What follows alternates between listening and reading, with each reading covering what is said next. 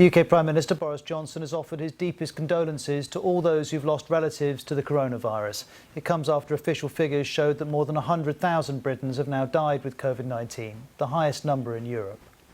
The European Union has threatened to impose export controls on vaccines made within the bloc in a row over a shortage of jabs. It's accused the drug maker AstraZeneca of reneging on its promised supply of vaccines.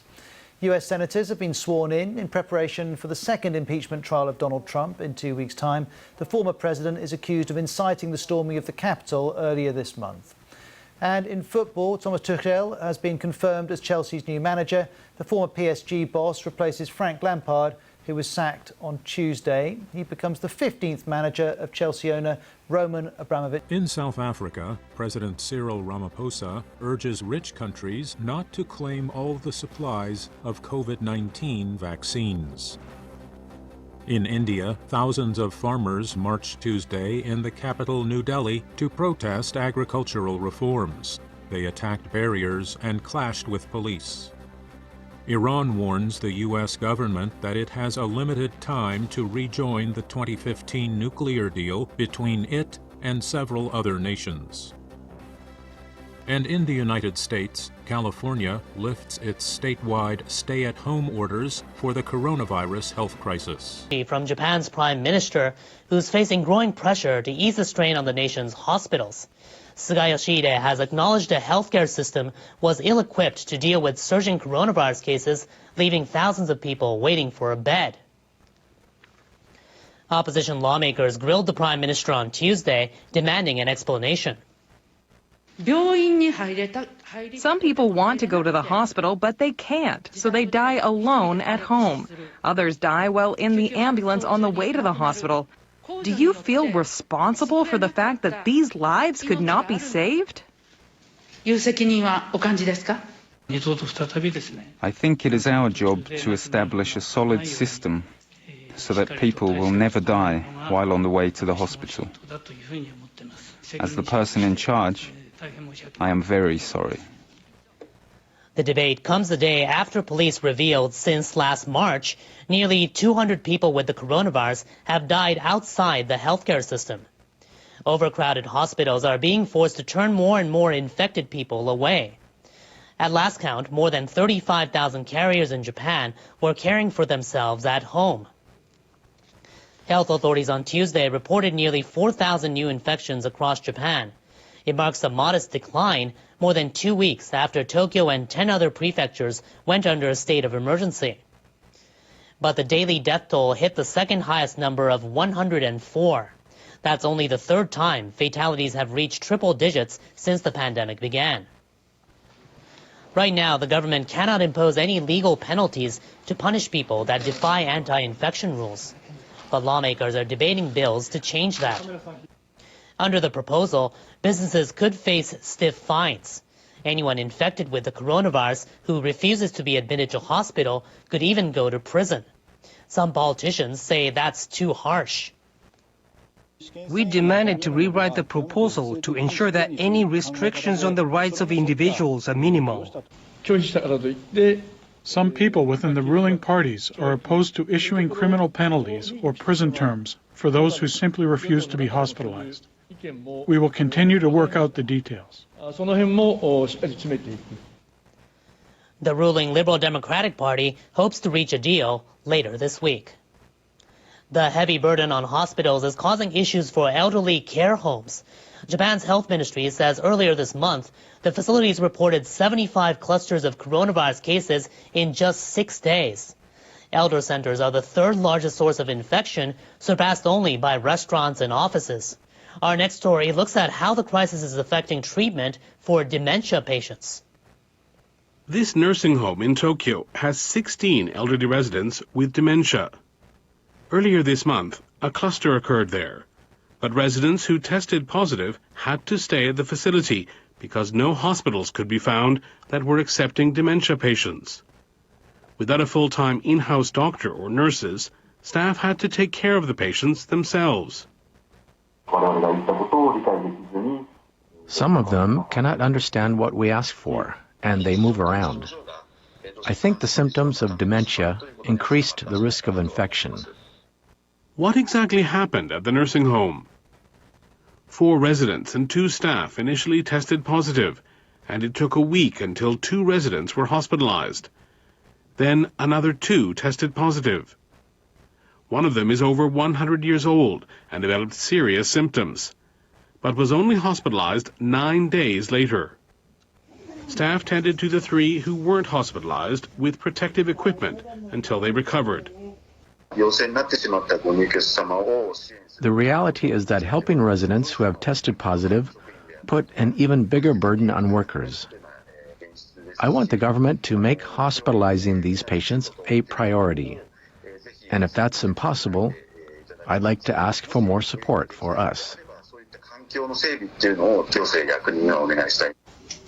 An expert in neurology says that even before the pandemic, there was a shortage of hospitals for elderly patients with dementia. We need to increase the number of hospitals that can accept coronavirus patients with dementia and treat them in general medical care. A short-term solution might be having facilities specializing in mental health accept and treat patients. The challenge of keeping people with dementia safe from the coronavirus in care homes is one other countries like the UK and the US are grappling with too. NODA and other experts are adding their voices to those of care workers calling for more measures for nursing homes to contain the spread of the virus. Moving now to Thailand, where authorities reported a record 959 new coronavirus cases on Tuesday. Health officials say most of the cases were among migrant workers from Myanmar after inspecting the epicenter of a recent cluster. Thailand is experiencing a resurgence of infections since a large-scale outbreak last month at a seafood market near Bangkok. The government says Tuesday's surge is the result of active testing. Also on Tuesday, workers gathered in front of the Prime Minister's office in Bangkok. They say the current economic support measures are inadequate and demanded further support from the government. Now we are in a situation caused by the pandemic. Some employees are facing factory closures and are losing their jobs. Earlier this month, Thailand ordered the closure of schools and entertainment venues, including bars and karaoke clubs, in areas with high infection numbers. The government will discuss relaxing some measures this week. A senior official of the World Health Organization has suggested athletes at the Tokyo Olympics and Paralympics are unlikely to be jumping to the front of the queue for a vaccine. The games are scheduled to start in under 6 months. Michael Ryan, who heads the WHO's Health Emergencies Program, was speaking on Monday. We have to face the realities of what we face now. There is not enough vaccine right now to even serve those who are most at risk. We face a crisis now on a global scale that requires frontline health workers, those older people and those most vulnerable in our societies to access vaccine first. He also said the final decision on risk management measures lies with the IOC and Japanese authorities. In November, IOC President Thomas Bach said the committee would cover any vaccination costs. There were similar sentiments earlier this month from longest-serving member Dick Pound, who said the competitors should be a high priority.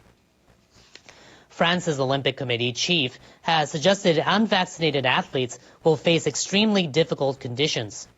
In local media reports on Monday, he said they would need to quarantine for 2 weeks and take coronavirus tests twice a day. The IOC's executive board is expected to discuss how best to move forward on Wednesday.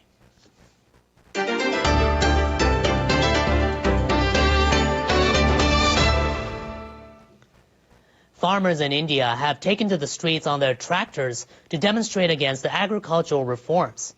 Officials allowed them to move through the capital after the country's Republic Day parade.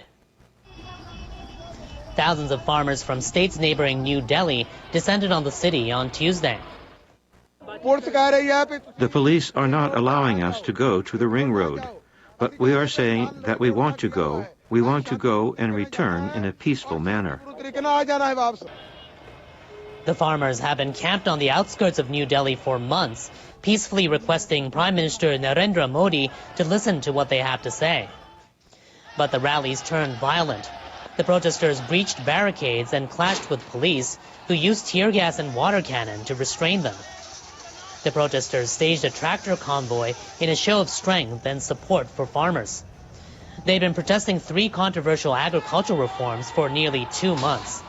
The new laws will further open up agriculture to the free market. The farmers' union said they must be fully repealed, a move the government has ruled out. After several rounds of failed talks between the two sides, the government proposed setting up a joint committee to find an amicable solution to the deadlock. But the farmers refused to accept this. Their unions announced they'll march toward parliament next week when the annual budget is presented. In other news, Tuesday marks exactly 20 years since a South Korean man lost his life in Tokyo while trying to save another. Ceremonies to honor his bravery were held in the capital and his hometown. On January 26, 2001, student Lee Soo-hyun and a Japanese photographer jumped from the platform at Shin-Okubo Station to save a man who had fallen onto the tracks. All were hit by a train and killed. He was 26. 5 people visited the station to lay flowers at a plaque and observe a moment of silence. They included the head of the Japanese school he attended. In Lee's hometown, Busan, about 20 people convened at his grave. They included his mother and the city's Japanese consul general. He had a passion for Japan-South Korea ties.